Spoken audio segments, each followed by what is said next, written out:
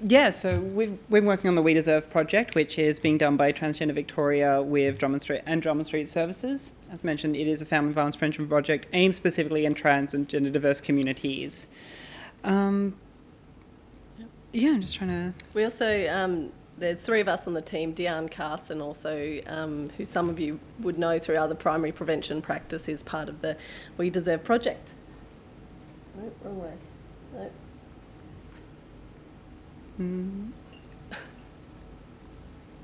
Where is it?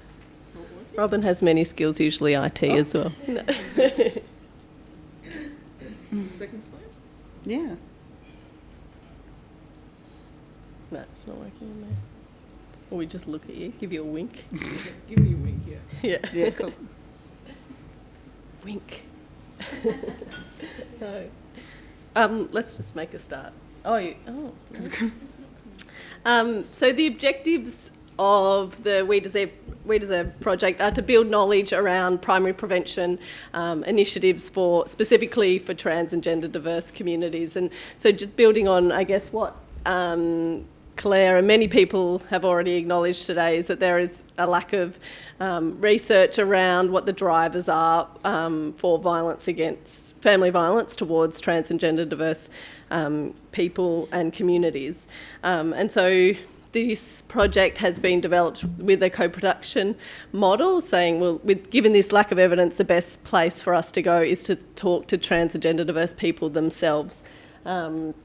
And that's what we've been doing. So the co-planning phase has largely focused around focus groups with 42 trans and gender diverse people that we've spoken to gather their feedback on respectful relationships, family violence prevention, what respect means, what relationship means, suggestions for types of initiatives that we prioritise.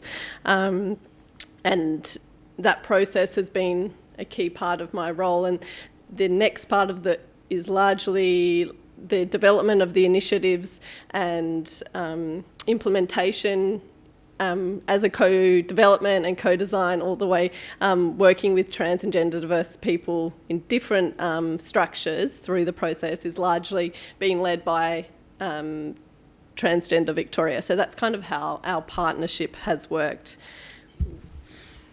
So probably worth going over the actual, just a quick insight into the demographics of the communities we've worked with. So this is sort of a summary of how people identified their gender with the 42 people we spoke to. So that even just looking at it as the whole binary idea of gender we usually work in, not really the most effective with our sort of cohorts. Even just putting it into non-binary trans women and trans men is not effective, because gender is so much more complicated, and a large portion of our communities are non-binary from the people we spoke to. So even just looking at expanding services to accommodate, say, trans women is doing a disservice to such a wide portion of the trans community as a whole.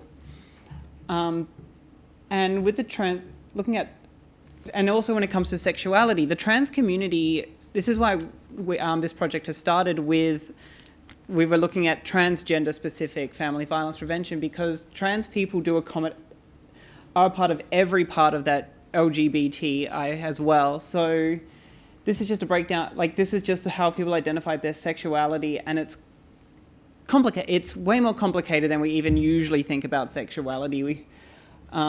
With asexuality, bisexuality, pansexuality, people who are just queer, alongside our usual sort of gay, lesbian and straight, and then a decent portion of people who don't know, or they're undecided, or just working things out. So we can't just assume people know who they are from the get-go.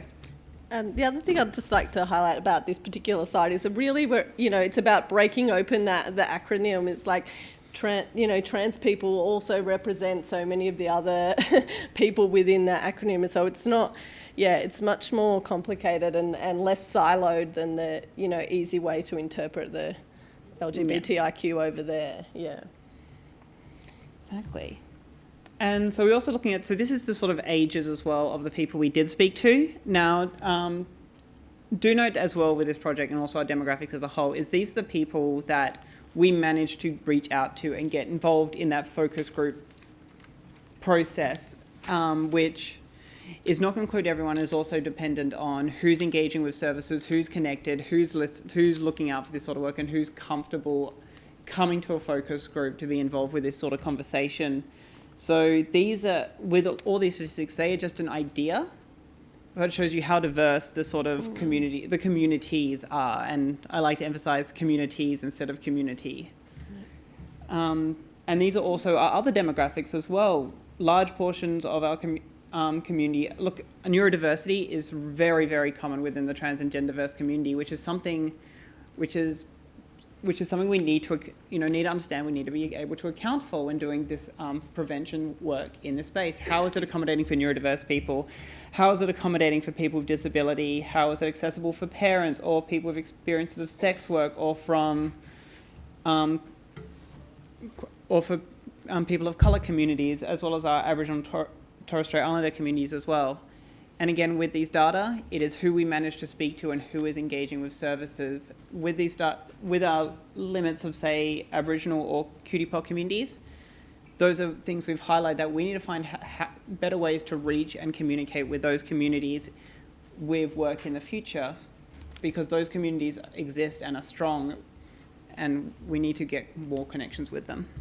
And so this is co-planning phase. We're currently in the co-design phase, where we have employed a team of trans and gender diverse people to develop initiatives to kind of 2 events, but 3 to 4 video vignettes, which will be reflective of the themes, which we'll go through shortly. And in that process, there's another consultation process where we can really start to address some of the limitations of the communities that we've engaged with. Holly. Cool. Okay.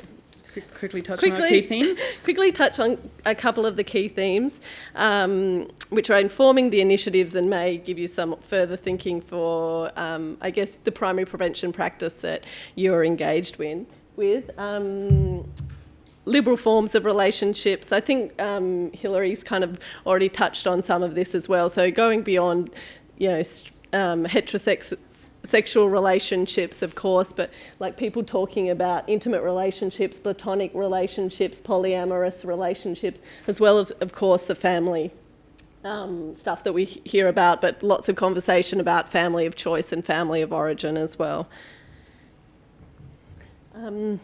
Really briefly, transphobia, massive point of conversation in terms of how people spoke about what creates the vulnerability for violence against trans and gender diverse people.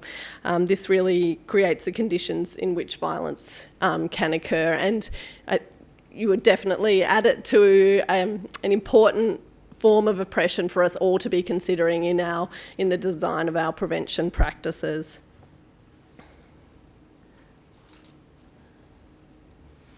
Lack of positive representation of trans and gender diverse people and their relationships. Some of this, there's definitely overlap with the sex worker community, people talking a lot about fetishisation of trans and gender diverse people through media, pornography, TV, these narratives which talk to fetishisation or death and murder, and really where are the role models for trans and gender diverse people to see themselves and their positive relationships that they're having and can lead.